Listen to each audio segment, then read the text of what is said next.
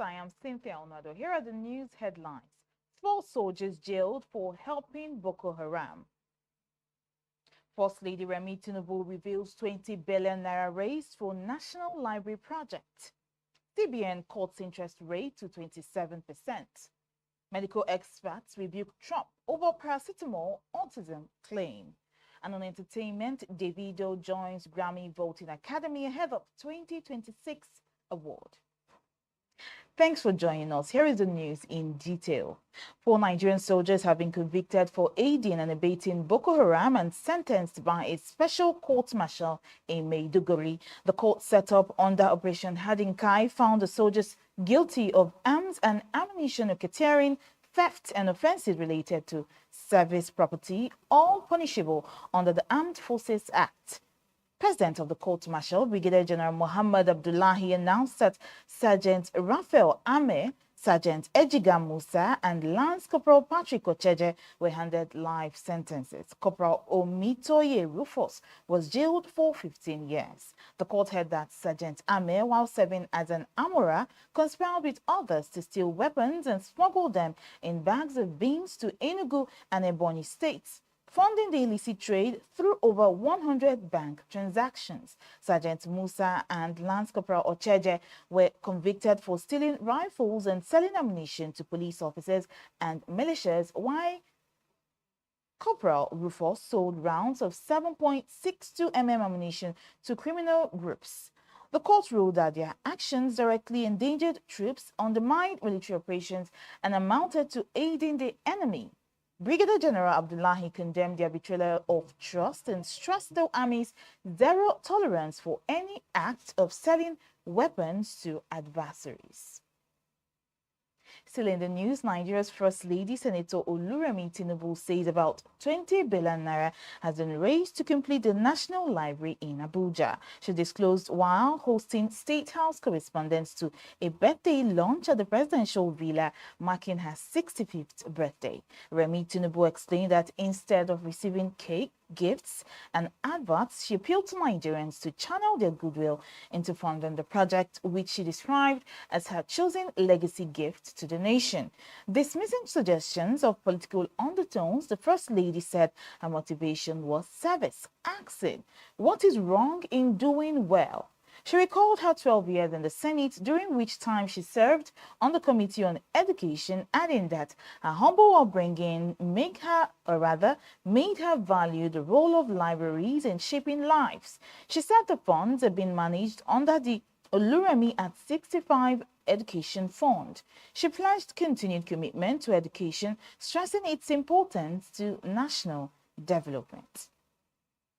The Central Bank of Nigeria, CBN, has reduced its benchmark interest rate from 27.5% to 27%, the first adjustment this year. CBN Governor Olayemi Kadoso announced the decision on Tuesday in Abuja after the conclusion of the Monetary Policy Committee's 302nd meeting. Kadoso made the move said the move aimed to balance inflationary pressures with the need to stimulate economic growth.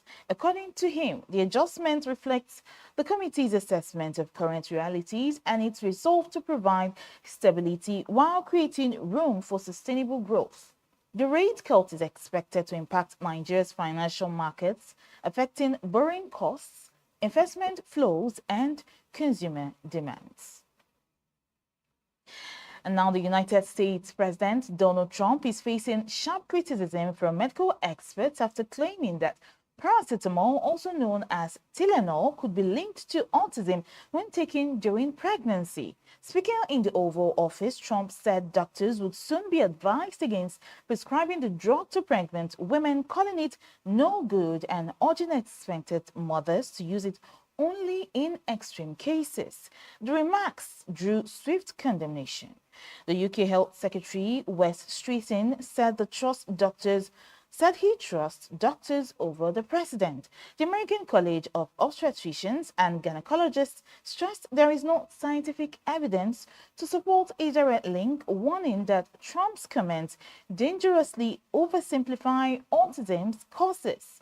The U.S. Food and Drug Administration issued a more cautious advisory encouraging doctors to consider limiting Tylenol use but still recognizing it as the safest option for managing fever and pain in pregnancy. Tylenol's manufacturer, Kenvue, strongly rejected Trump's claims, calling them misleading and a health risk for expectant mothers. Autism Group also condemned the remarks, accusing the president of spreading misinformation that undermines decades of research. Scientific findings on the issue remain divided, but experts maintain there is no robust evidence that paracetamol causes autism. Finally, now on entertainment news, Afrobeat superstar Davido has been officially inducted as a voting member of the Recording Academy, which organizes the Grammy Awards. The recognition gives the multi-award-winning singer who earned 3 Grammy nominations in 2024 the power to participate in the nomination and final ballot processes for the 2026 Grammys. The Recording Academy confirmed his induction on Instagram, sharing a video of Davido alongside other newly admitted members. Reacting to the development, Davido described the milestone as a game-changer, saying it empowers him to influence what gets considered and voted on each season. He added that he was honored to join the global community of professionals shaping the world's most significant music awards. The Academy said Davido's inclusion highlights its ongoing drive to diversify membership and increase representation from Africa and other regions. Voting for the 2026 Grammy Awards opens on October 3rd, 2025. That's all the news we have for you on Leadership TV. For more of our news stories, you can log on to our website, www.leadership.ng. Thanks for watching. Be part of our brand.